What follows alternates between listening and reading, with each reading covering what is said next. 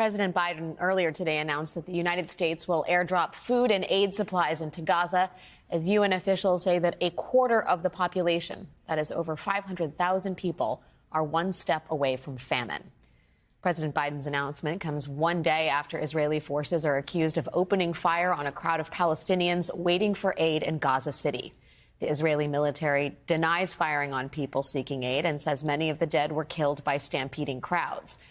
At least 100 people were killed in that incident, according to the Palestinian Health Ministry, although the Israeli military disputes that number. The incident has nonetheless drawn international condemnation against a backdrop of more than 30,000 people killed in Gaza since the war began, again, according to the Palestinian Health Ministry. This war is a source of domestic concern as well. This week, during Michigan's presidential primary, young people and Arab American voters made clear their dissatisfaction with this White House position on Israel and Gaza, as more than 100,000 voted uncommitted in the Democratic primary. Joining me now is Senator Bernie Sanders. He is also the author of the New York Times best-selling book, It Is Okay to Be Angry About Capitalism, which is out now in paperback. Senator Sanders, it's great. It's a pleasure to have you in New York City. I know that you have been openly advocated for this White House to do something immediate to help the people of Gaza, food and aid. They have apparently done that. Can you talk a little bit about how receptive the White House and the administration have been to outside pressure? Well, I think, first of all, this is something, Alex, they've been thinking about for a while, because what they see, what you see, what I see, is almost an unprecedented humanitarian disaster. We're talking about hundreds of thousands of children facing starvation. We're talking about Israeli bombs of making it impossible for humanitarian aid to get to places that is needed, that the borders are being blockaded, and aid is unable to get through. So I think what the president is doing is an important step forward, but we need to do more. We need to tell Netanyahu and his right-wing government that they're going to have to open those borders. The United States of America, and I think the rest of the world, is not going to allow hundreds of thousands of kids to starve to death. So we need a new approach to Israel. For many, many years, we have given them a lot of money.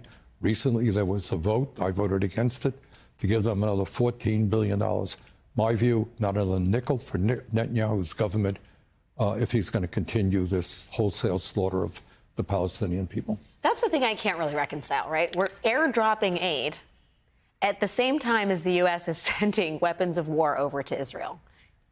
I mean, how do you reconcile that? Is the right hand not talking to the left hand? You can't reconcile it. It's totally absurd. And on top of that, look, the airdrops are very important, but that is not as important as opening up the borders, because you're going to need hundreds and hundreds of trucks every single day. And our message to Netanyahu, you know what? You're not going to get another nickel unless you open those borders and prevent the starvation, which is imminent. You say it's your message to Netanyahu, but I wonder if it's not also the message to President Biden, right? I mean, I have to read this passage because I think, we don't cover Gaza every day. It is an ongoing, appalling situation. And this is what's happening for people who have tuned this out for domestic politics, which, of course, are important as well. But listen to this. It was hunger that drove Ibrahim al-Rifi from his house in Gaza at 2 in the morning on Thursday. It had been months since he could find bread for his wife and daughters in war-ravaged northern Gaza. Flour sold for close to $1,000 a bag. And even the animal feed many had turned to was running out. Some people are eating grass, according to the United Nations. It is an unprecedented disaster, Alex. I mean, it makes my stomach turn when you think about it. And by the way, there are children right now who are suffering from severe malnutrition, who will suffer permanent damage. If all the food in the world came in tomorrow, they have already been permanently damaged.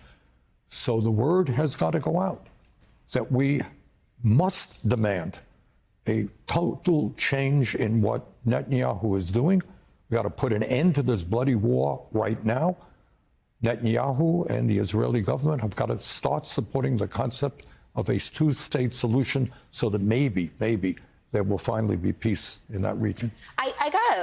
It seems like political pressure might be one thing to get the administration to take a more aggressive posture vis-a-vis Netanyahu. And I wonder what you made of the results from the Michigan primary earlier this week. Over 100,000 people voting uncommitted as an effective protest vote against this administration's policy. It tells me, and I think it tells the White House, that there are large numbers of young people, large numbers of minority people, large numbers of Americans who are sick and tired of the slaughter of the Palestinian people. And again, this is not some distant thing. This is with our tax dollars. Those guns and the planes largely or significantly are paid for by U.S. tax dollars. So the word is, again, we cannot continue to support this right-wing extremist government. No more money. We must demand a fundamental change of policy. Do you think that this could be an issue that could decide the 2020, if not entirely, you think this could be a deciding factor in the election? Well, people have got to know that, Trump is, even more pro-Israel than Biden has been. But I think what you're going to see is a lot of young people, people of color, people of Arab descent saying, you know what, I don't like Trump, but I'm not going to come out and vote. So it could be decisive in that sense. There's some data that the Washington Post went through. It's exit polling data comparing Trump's support in 2024 versus his support in 2016 from these early primary states. And it looks like he's running the same this year as he did with Republican women in 2016. He's gotten a higher share of conservative voters and older voters.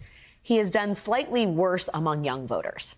So it seems if you're a Democratic strategist, you're someone running for president, which you have done before, and you know the landscape well, young voters are going to be really important for this Democratic president who's seeking to return to office for another 4 years. Do you have, is there a strategy you think, President, setting aside the immediate calls that you have articulated vis-a-vis Prime Minister Netanyahu, is there a strategy that President Biden should be pursuing outside of that? There is. Look, I think President Biden has established a good record over the last 4 years. There's a lot that he has to be proud of. We took this country under his leadership out of the pandemic and the economic downturn from the pandemic a lot faster than people thought. We have started to rebuild our crumbling infrastructure. We're putting more money into transforming our energy system and dealing with climate change. He has been a strong supporter of women's right to control their own bodies, et cetera, et cetera. He has a good record. But I think what he's got to talk to the American people about is an understanding that despite our accomplishments over the last 3.5 years, ordinary Americans have been hurting for decades. We don't talk about it. Real inflation accounted for wages today, Alex, are lower than they were 50 years ago. Yeah. We're seeing massive levels of inequality. The very, very rich are getting richer. 60% of our people continue to live paycheck to paycheck. We have a healthcare system which is dysfunctional, a childcare system which is collapsing. Meanwhile, the people on top doing phenomenally well. Corporate profits are soaring. I think the president has been good. He's been out on a picket line with striking workers for the first time in American history. I applaud him for that.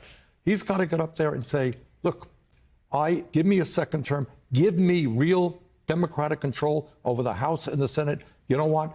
We're going to take on the ruling class of this country. We're going to take on greedy corporations.